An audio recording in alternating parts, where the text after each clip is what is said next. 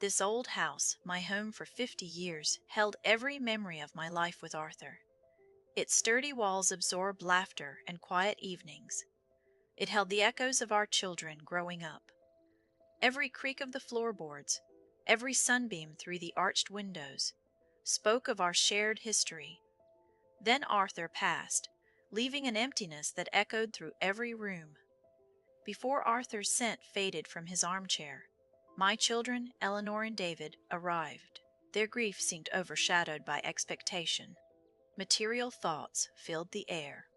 David, always quiet, gravitated to Arthur's study. He seemed keen for his due. I watched him run his fingers over book spines, scanning each title. A knot tightened in my stomach. It was as if he searched for a hidden key, some grand secret to unlock a vast inheritance. I watched them both, my heart sinking lower with each passing day, each casual comment about potential. They saw no home, no sanctuary of memories, no love, only a valuable asset, a financial windfall ripe for their taking. My feelings, my 50 years here, simply didn't factor into their calculations at all. They even went through Arthur's old papers, right there in front of me, at the mahogany desk where he had paid bills and written letters for decades. They called it organizing the estate, a necessary evil. To me, it felt like a brazen invasion, a cold desecration of Arthur's legacy. Every rustle of paper felt like a stab. I remember one evening with painful clarity. Eleanor planned new landscaping for the property, sketching designs on a notepad. She spoke dismissively of tearing out Arthur's cherished rose garden. He nurtured it with devotion. She wanted a sprawling paved patio instead. Her words cut deeper than any physical blow. In that silent moment, I retreated to the attic. I wasn't searching for deeds. I sought old photographs, forgotten letters, anything to feel closer to Arthur again. I desperately needed to reconnect with him, with our life, away from their constant, grasping clamoring. The upstairs was stifling, their presence was suffocating. The attic was a quiet, dusty sanctuary. Moonlight filtered faintly through the small, grimy window. Motes danced in the stale air like ghosts of yesteryear. I sifted through boxes, each a time capsule.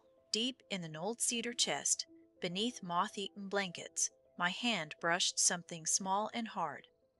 It was a simple wooden box. It wasn't locked. My breath hitched as I lifted the lid. Inside, among faded letters and old theater programs, was a thick vellum envelope. My fingers trembled with a mix of apprehension and hope as I carefully opened it. Within that envelope, there was indeed a deed. It wasn't the main house deed I expected. This was a separate transfer document dated years ago, signed by Arthur himself in his unmistakable hand. It transferred full ownership of the house to me upon his passing. It ensured my security. It included a highly specific clause. The house was mine for my lifetime, with full autonomy. Upon my passing, it would not go to them. It would pass directly to the local historical society. A modest endowment would be in their names, not for their pockets. My children, I realized, had not inherited the house. Their inheritance was knowledge. Arthur, always wise, had ensured my comfort, my peace, and the house's preservation, not its immediate sale for their profit. Arthur had seen their hearts long before I had. I called a meeting with them and my trusted lawyer, Mr. Henderson. Eleanor entered his elegant office, radiating smug confidence. Her posture was stiff with anticipation. She expected to finalize arrangements for their valuable new property, perhaps discussing its market value. Mr. Henderson, a kind man who knew Arthur, calmly explained the deed. As he laid out the details, Eleanor's confident posture faltered. It crumbled entirely. Her composed face drained of color, leaving her pale and stunned. David, usually reserved, stared fixedly at his hands. He silently avoided everyone's gaze. His shoulders slumped further with each word spoken. The office silence was heavy, thick with disappointment. All their grand plans, all imagined profits, simply evaporated. Eleanor finally found her voice, a harsh whisper.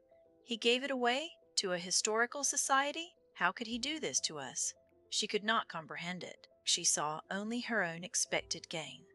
I looked at them then, not with anger.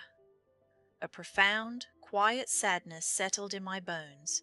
It mingled with a deep, satisfying sense of justice. Arthur had seen their true colors, too.